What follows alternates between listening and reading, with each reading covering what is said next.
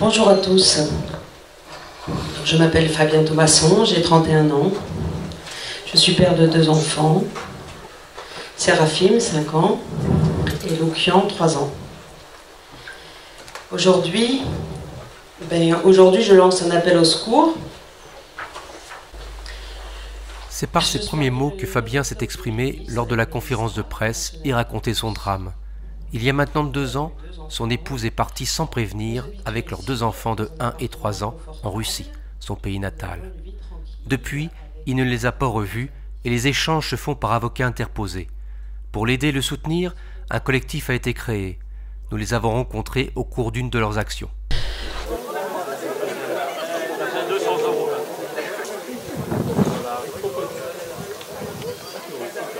Donc l'idée nous est venue de créer un collectif de soutien pour Fabien l'été dernier, quand on voyait la détresse que lui et sa famille vivaient. C'était quelque chose de poignant, de pas facile à vivre pour eux. Donc j'en ai parlé avec Jean-François, son père, et puis on a décidé de mettre ça en route. Donc on ne savait pas trop où on allait, c'était pas facile à mettre en place. Mais on a eu l'agréable surprise d'avoir l'appui de tous les politiques du département, les sénateurs, les députés, les conseillers départementaux, les maires de plusieurs communes avoisinantes. Et ça, croyez-moi qu'il y a eu un bel élan de solidarité.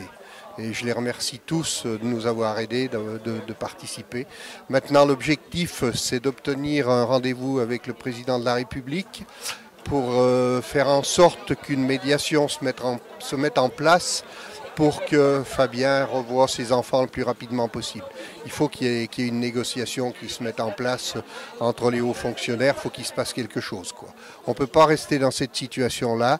Moi, la crainte que j'avais, c'est qu'il y ait un drame. Et ça, il faut absolument essayer de l'éviter, quoi. Moi j'ai rejoint le collectif parce qu'en fait je suis une amie de la famille depuis déjà de nombreuses années. Donc il me semblait normal de soutenir Fabien puisque je suis également maman et je ne peux envisager d'être séparée de mes enfants. Surtout que le combat qu'ils mènent est intense depuis déjà 2 ans maintenant et que tout père doit avoir ses enfants et les enfants doivent grandir avec une maman mais également un papa et ça c'est très important pour l'équilibre de l'enfant et voilà, c'est essentiellement pour ça. Stéphanie Thomasson, sœur de Fabien et membre du collectif, nous explique les différentes actions entreprises. Il a été décidé que la première action à mener c'était la création un peu d'une identité avec un logo. Le choix du nom du collectif également, donc pour les enfants de Fabien, parce qu'on se bat pour ses enfants. Et ensuite, la deuxième action, c'était d'être sur les réseaux sociaux, donc notamment sur Facebook, pour toucher un maximum de personnes. Donc la page Facebook aujourd'hui compte plus de 1300 abonnés. Et la troisième action, dans l'immédiat, était l'organisation d'une conférence de presse pour toucher vraiment à un niveau plus national.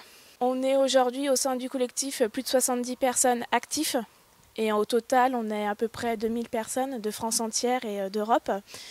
Il y a une action que j'ai oublié de citer qui est la lettre ouverte. Le collectif a écrit une lettre ouverte adressée au président de la République, M. Macron, pour solliciter un rendez-vous avec lui, pour lui exposer l'affaire, parce que Fabien lui a déjà écrit 2 lettres et qu'il n'y avait pas forcément de... Il a répondu, mais sans plus. Donc le but, c'est de solliciter un rendez-vous pour qu'il le rencontre, pour qu'il lui apporte déjà son soutien et puis voir si lui, de son côté, ne peut pas débloquer la situation qui aujourd'hui se trouve assez bloquée entre les 2 pays, entre la Russie et la France.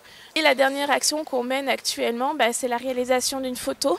Une photo à une date symbolique, puisqu'on est le 18 novembre et qu'il y a 2 ans, le 18 novembre, Fabien découvrait que ses enfants avaient été enlevés. Donc c'est une date très symbolique pour lui et pour l'ensemble du collectif aujourd'hui. Et la réalisation de cette photo, c'est pour toucher le plus grand nombre et créer aussi un peu de viralité parce que beaucoup de gens en France nous ont demandé qu'est-ce qu'ils pouvaient faire comme action. Et le but, c'est qu'un peu partout en France, la même photo soit reproduite, donc la nôtre servira de modèle. Et c'est pareil, c'est pour que ça revienne au maximum, créer un peu du buzz pour que le président de la République soit au courant et voie que ça bouge de notre côté et qu'il faut qu'il intervienne et au moins qu'il nous rencontre. Voilà.